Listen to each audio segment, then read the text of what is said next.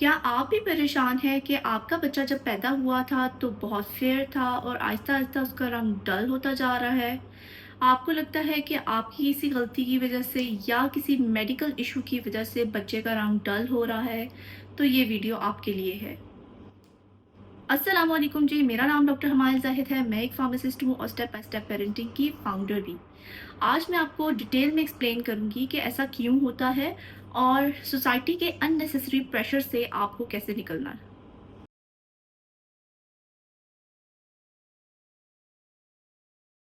सबसे पहले तो हम एक इम्पॉर्टेंट बात क्लियर कर लेते हैं कि बच्चे का जो बर्थ स्किन कलर होता है वो परमानेंट नहीं होता। जो बर्थ के टाइम बच्चे का स्किन कलर होता है वो बेसिकली ज़्यादा पिंकिश या रेडिश नज़र आता है। उसकी रीज़न ये होती है कि बच्चे की जो ऑक्सीजनेशन होती है और ब्लड की सर्कुलेशन होती है अभी स्टेबल नहीं हुई होती है। जैसे जैसे उसकी सर्कुलेशन और ऑक्सीजनेशन सेटल होने लगती है, बच्चे का अपना रंग और मेलानिन जो कि एक नेचुरल स्किन पिगमेंट होता है वो डेवलप होने लगता है, तो बच्चे का अपना रंग सेटल होने लग जाता है।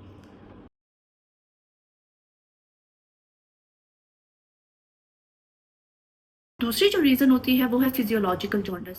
60% न्यूबॉर्न में ये कॉमन है और इसकी वजह से भी बच्चा जो है वो थोड़ा येलोइश और डल दिख सकता है। अ, कुछ वीक्स के अंदर ये सबसाइड हो जाता है न्यूबॉर्न्स के अंदर और ये कोई इतनी परेशानी वाली बात नहीं होती है। अगर बच्चा अच्छा वेट गेन कर रहा है, अच्छी फीडिंग ले रहा है, ज़्यादा स्लीपी नहीं है और नॉर्मल है सब कुछ, तो फिर इसमें कोई परेशानी वाली बात नहीं है।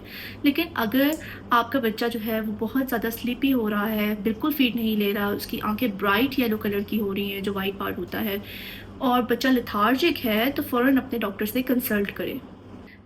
अच्छा, अब एक और चीज़ जो है ना वो हमारे पास होती है एनवायरमेंटल रीज़न और जेनेटिक फैक्टर।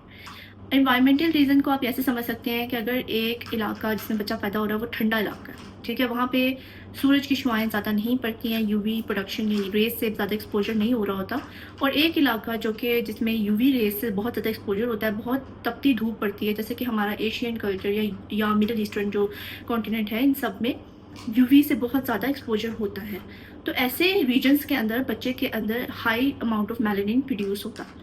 तो जिनमें मेलानिन ज़्यादा होता है ना वो बच्चे डस्की कम्प्लेक्शन के ही मालिक होते हैं। यूवी जो मेलानिन है ना बेसिकली ये यूवी रेज से प्रोटेक्शन दे रहा होता है, स्किन कैंसर से और स्किन की तमाम बीमारियों से ये प्रोटेक्शन देता है। इससे भी जो है ये एनवायरमेंटल फैक्टर होता है जो बच्चे के ऊपर उसके कम्प्लेक्शन के ऊपर ये असर दे रहा होता है। दूसरी चीज़ तो आपको पता ही है कि जेनेटिक जो रीज़न है वो सबसे बड़ा फैक्टर होता है।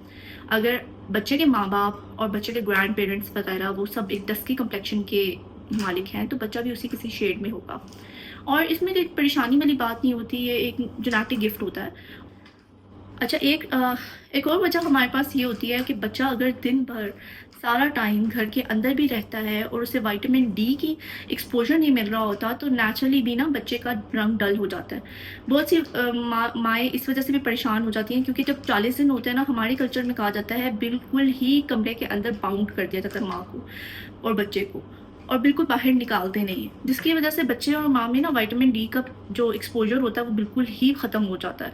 और जब बच्चे को विटामिन डी का एक्सपोजर नहीं मिल रहा होता तो उसकी स्किन में ज़रा डलनेस भी पाई जाती है।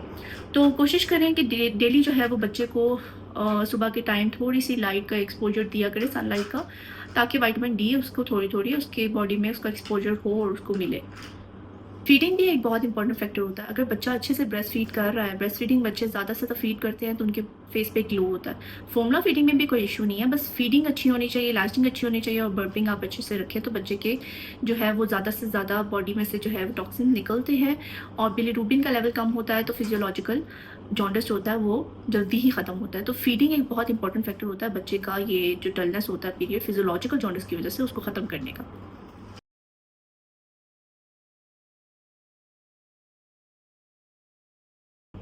अच्छा, यहाँ ना मैं एक दिल से एक बात कहना चाहती हूँ। हमारे मुआशरे के अंदर ना गोरे रंग को लेके एक अजीब सी ऑब्सेशन है। हमने बचपन से ही सुना कि जो फेयर कॉम्प्लेक्शन होता है ना वो बहुत ज़्यादा कॉन्फिडेंट होता है, बोल्ड होता है, अच्छा होता है, खूबसूरत होता है, यानी उसकी इज़्ज़त होती है। जो सांवला रंग होता है ना उसे कोई पसंद नहीं करता, उसी को इज़्ज़त नहीं है।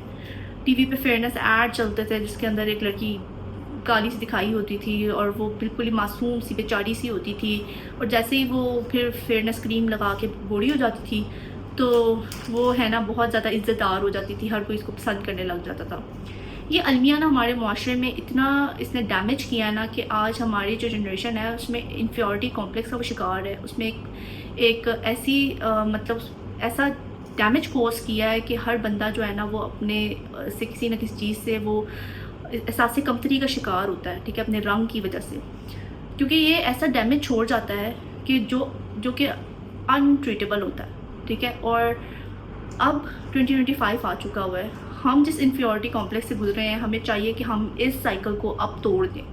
अगर कोई आपके बच्चे को कहता है कि हाय हाय इतना सावना क्यों है, ये किस पे चला गया है, तो इट्स हाई टाइम कि आप उसको एक शट अप कॉल दे दें। अब आप अपने बच्चे के कॉम्प्लेक्शन के ऊपर या उसके जो है रंग के ऊपर किसी को बोलने ना दें, और अपने बच्चों के रंग को अच्छा या बुरा डिक्लेयर करना बिल्कुल छोड़ दें। उन्हें ये ना सिखाएं कि रंग से जो है ना उनकी वैल्यू डिसाइड होती है। उनकी सीरत और उनकी पर्सनालिटी को डैमेज मत करें इस तरीके से कि वो ये सोचें कि हमारे रंग जो है वो हमारी कल को इज़्ज़त या हमारी वैल्यू डिसाइड करेगा। इस तरह की हर नेगेटिविटी से उनको दूर रखें और ऐसे नेगेटिव लोगों से भी दूर रहें, क्योंकि असल खूबसूरती उसकी सीरत है, उसकी सेहत है, उसकी स्माइल है और उसका आपसे प्यार करना है। ब्यूटी लाइज विद इन, ठीक है। बाहर की जो कम्प्लेक्शन की ऑब्सेशन है उसको अब तोड़ दें।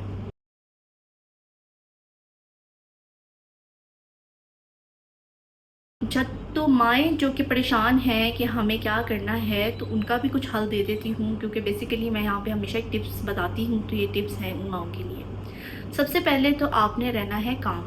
हमेशा आपको अगर रंग की वजह से परेशानी हो, काम रहें, सुकून रखें, अपने आप को ये अफर्मेशन दें कि रंग जो है ना ऐसी कोई चीज़ नहीं है जिससे मैं परेशान हूँ। दूसरी चीज़ है, अगर बच्चा जो है वो लेथार्जिक है, उसे कोई इशू हो रहा है, फिजियोलॉजिकल जॉन्डिस की वजह से इसका जॉन्डिस ज़्यादा होता जा रहा है, वो फीड बिल्कुल नहीं ले रहा है, तो फिर अपने डॉक्टर को चेक करवाएं। बिला वजह रंग के चक्कर में कि डार्क हो रहा है तो डॉक्टर के बिल्कुल चक्कर ना लगाएं, वो आपको कोई फ़ायदा नहीं देने वाला।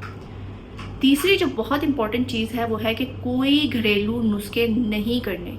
मैंने देखा है कि बहुत सारी माँओं ने मुझे बताया है ना कि अगर बच्चा डल होता है ना, तो वो दादी वगैरह कोई या दाई होती है कोई, वो क्या करती है कि देसी घी में थोड़ा सा गेहूं का आटा या गंदम का आटा डाल के, थोड़ी सी हल्दी डाल के एक आटा गूंदी और बच्चे को रगड़ के उसके जो है वो रंग को साफ़ करना, या उसका जो लुनीको होता है जो कि बच्चे के बालों रुआ होता है एक फेस पे, उसको उतारने की कोशिश करना, बच्चे के मुंह पे उपटन लगाना और पता नहीं क्या क्या बच्चे के साथ नुस्खे करते हैं।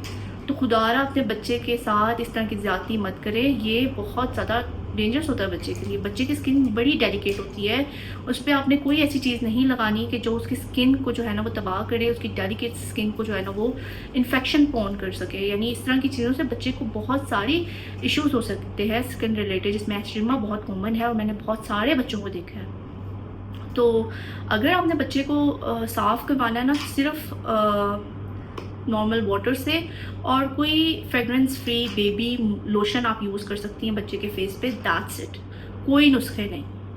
और लास्टली ये कि आपने अपना कॉन्फिडेंस बूस्ट करना है कि आपको बच्चा जो अल्लाह ने दिया है, जिस कॉम्प्लेक्शन में दिया है, वो उसकी पहचान है, उसको ऐसे एक्सेप्ट करें और उससे प्यार करें, ना कि उसकी कॉम्प्लेक्शन की वजह से आप परेशान हो।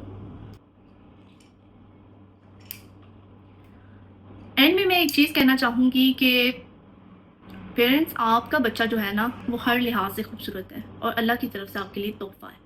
तो इस तरह की बातें सोच के अपने आप को मत हल्कान करें और ना ही इस तरह की बातें किसी को कहने दें। होपफुली ये वीडियो हर उस इंसान तक ज़रूर पहुंची होगी कि जिसकी ऐसी सोच है, क्योंकि इट्स हाई टाइम कि अपनी सोच को बदलना चाहिए। मिलते हैं अगली वीडियो में, तब तक के लिए अपना ख्याल रखें, लाइक कीजिएगा, सब्सक्राइब कीजिएगा और अपने क्वेश्चंस को नीचे कमेंट सेक्शन में ज़रूर लिखिएगा। अल्लाह हाफ़िज़।